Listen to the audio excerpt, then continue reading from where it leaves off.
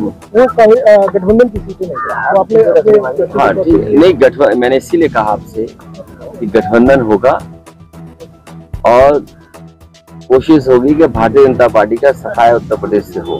राहुल गांधी का भी यूपी में जल्द ही दौरा है। सब पॉलिटिकल पार्टीज अपने कार्यक्रम कर रही हैं और जितना चुनाव करीब आएगा सभी दल अपने तरीके से जनता के बीच में। लड़ने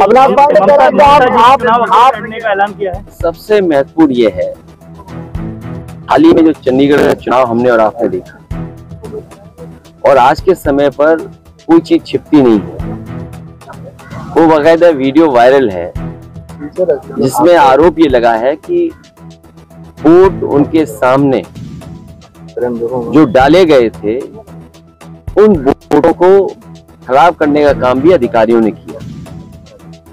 हमने आपने उत्तर प्रदेश का चुनाव देखा था, किस तरीके से बेईमानी भारतीय जनता पार्टी ने की, और अगर बेईमानी इस स्तर पर होगी तो लोकतंत्र कहाँ सुरक्षित है। जो आज मेयर का चुनाव जीतने के लिए ये तरीका अपना रहे हैं, इससे पहले उत्तर प्रदेश में जितने भी चुनाव हुए उन सभी चुनाव में भारतीय जनता पार्टी ने बड़े पैमाने पर बेईमानी की। 2022 का चुनाव जनता ने समाजवादियों को जिताया था, लेकिन बेईमानी करके परिणाम उन्होंने अपने पक्ष में कर दिया। इसलिए हमारा आपके माध्यम से जनता से अपील है कि लोकतंत्र बचाने का चुनाव 2024 का है। बाबा साहब भीमराव अम्बेडकर जी ने जो संविधान दिया, संविधान बचाने का चुनाव है।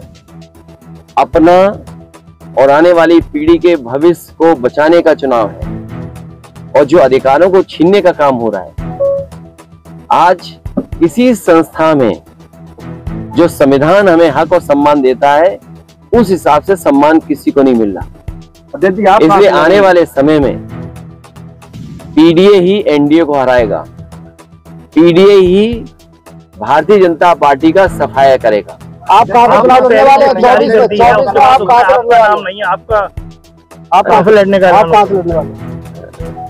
आने वाले समय में वो भी पता लग जाए। जो चुनाव लड़ने वाले हैं आप लंबी सूची देखेंगे, सब लड़ रहे होंगे। कांग्रेस विरोध कर रही है। देखिए, समाजवादी पार्टी का मानना बिल्कुल साफ है। आज उत्तर प्रदेश में भारतीय जनता पार्टी ने जिस तरीके से काम किया है, समीकरण प्रत्याशी अच्छा हो, जो सीट भारतीय जनता पार्टी को हरा देगा, जो प्रत्याशी उसी दल उसी प्रत्याशी को टिकट मिल जाएगी। समाजवादी पार्टी का कहीं किसी प्रत्याशी को लेकर के, किसी सीट को लेकर के नहीं है, कोई आपत्ति नहीं है।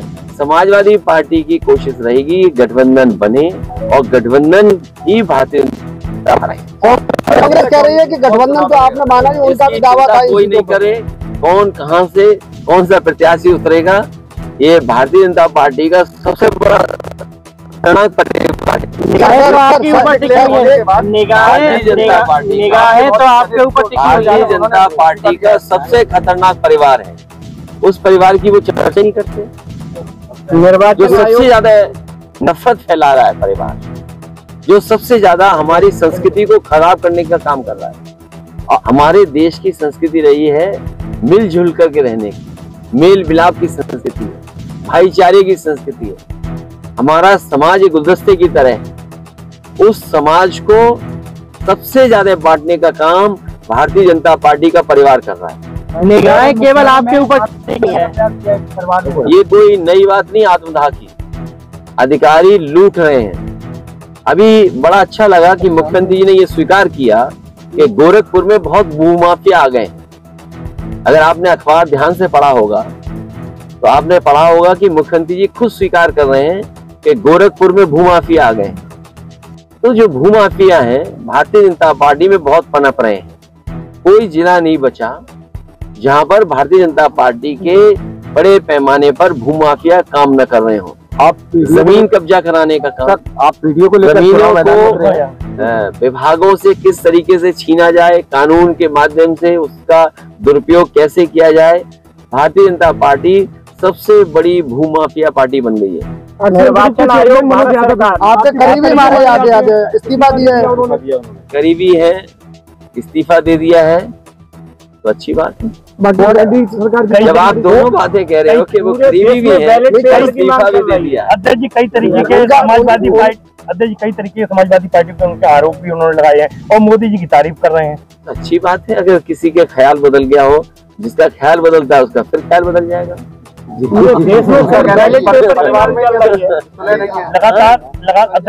लगातार अधिवक्ता और उनको लेकर विरोध कर रहे हैं। मैं अधिवक्ता और देश के तमाम नागरिकों को और उसके पक्ष में जो लोग हैं जो ये चाहते हैं कि दुनिया में जिस तरीके से वोटिंग हो रही है, अगर हमने आपने जो विकसित भारत का सपना दिखाने का काम किया और देखा हम लोगों ने किस तरह कार्यक्रम चला, विकसित भारत अगर आप बनाना चाहते हैं तो विकसित देशों की हम कुछ नकल करें। अमेरिका जैसा देश ये आजादी देता है कि आप कैसे वोट डालेंगे। जर्मनी है वो बैलेट से वोट डाल रहा है। जापान जहां से ईवीएम बनी वो बैलेट से वोट डाल रहा है। यूरोप में तमाम जो विकसित देश हैं वो बैलेट से वोट पड़ रहा है। वहां पर आपके देश में बैलेट से वोट क्यों नहीं? ये लड़ाई लंबी है, 2024 के बाद भी चलेगी।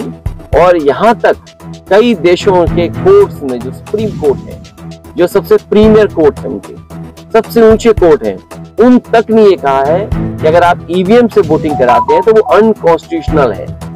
अगर आप जर्मनी का पढ़ेंगे तो जर्मनी में ये कोर्ट ने कहा, उनके सबसे बड़े कोर्ट ने, कि अगर यहाँ पर वोट ईवीएम से पड़ेगा, इलेक्ट्रॉनिक मशीन से पड़ेगा, इसका मतलब ये है कि वो अनकॉन्स्टिट्यूशनल है। तो जर्मनी जैसा देश इस तरह की जो ईवीएम से वोट पड़ने की व्यवस्था उसके खिलाफ है, तो आप क्यों नहीं खिलाफ हैं? ये लड़ाई लंबी है। हमें उम्मीद है कि आने वाले समय में जो भी सरकार बनेगी वो उस दिशा में काम करेगी। अभी हम सबको संकल्प